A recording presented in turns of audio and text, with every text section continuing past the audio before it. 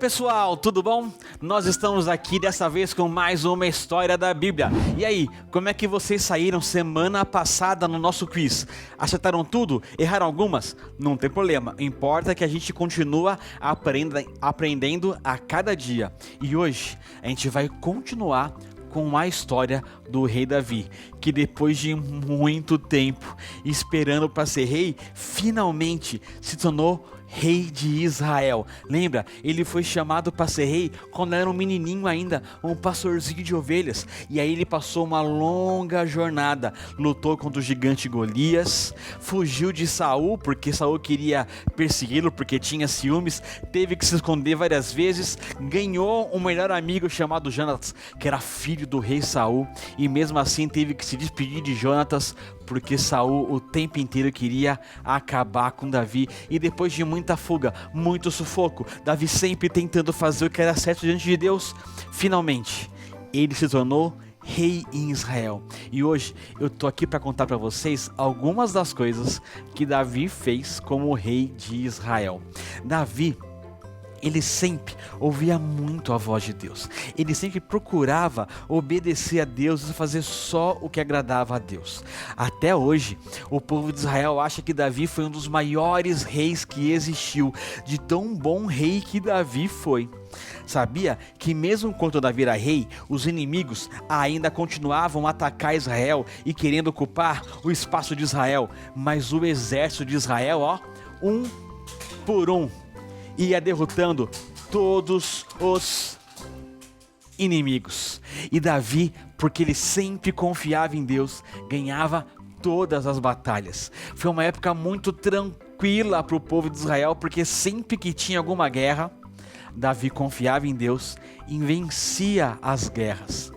Uma outra coisa que Davi fez foi que uma certa vez ele estava lembrando da sua amizade com Jonatas. E Jonatas e Saul haviam morrido.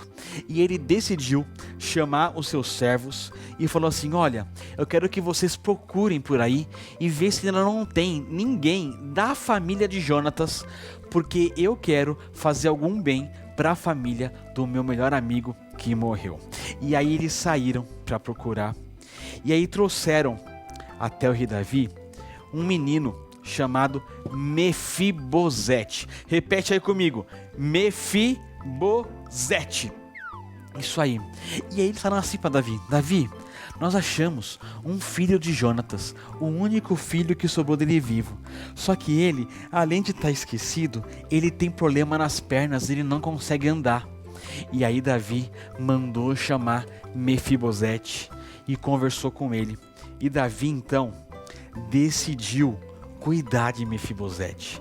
Ele falou assim: Mefibosete, eu amava muito seu pai e sempre honrei muito o rei Saul, e prometi a seu pai que eu ia cuidar de toda a sua família. Por isso eu vou te devolver todas as terras que pertenciam à sua família. E o reinado pegou. Então você vai ter sua casa de volta, vai ter tudo de volta, e eu vou contratar alguns servos para te servirem.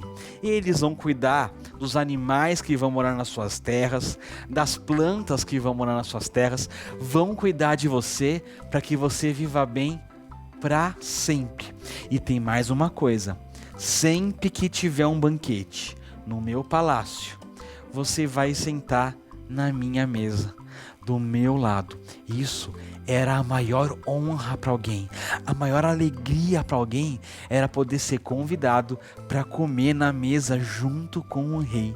E Mefibosete ia ter esse lugar para sempre. Davi era um bom rei, não era? E Davi era um bom amigo. Ele cuidou do filho do seu amigo Jonatas para sempre. Olha só quanta bondade tinha no rei Davi, como ele confiava em Deus. E sabe, mesmo assim, ele vencendo todas as batalhas, ele ajudando todas as pessoas, sendo um rei tão bom. Uma certa vez, quando ele estava bem velhinho, ele chamou o oficial do exército e falou assim: oficial, eu quero que você conte quantas pessoas nós temos no nosso exército. E aí o oficial falou assim: mas Davi, Para que você quer contar essas pessoas? Porque eu quero saber o quão forte nosso exército é. E aí o comandante achou muito estranho aquilo. E aí perguntou para Davi: mas Davi, a gente sempre não ganha as guerras com a força de Deus? Não é confiando em Deus que a gente ganha as guerras? Não importa o número do exército. Cala a boca, soldado! Cala a boca, capitão! Eu quero que você conte o exército e ponto! E aí o chefe do exército foi cumprir a ordem que Davi havia dado e começou a contar para saber quanto exército eles tinham. E começou a contar e viu que eles tinham muito exército. Eles eram muito numerosos. E aí ele voltou para contar a notícia para o rei.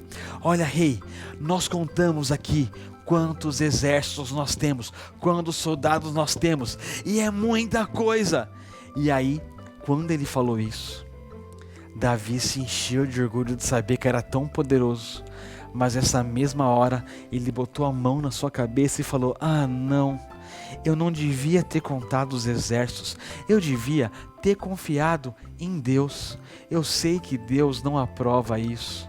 E aí Davi se entristeceu porque ele tinha feito uma coisa que Deus não queria.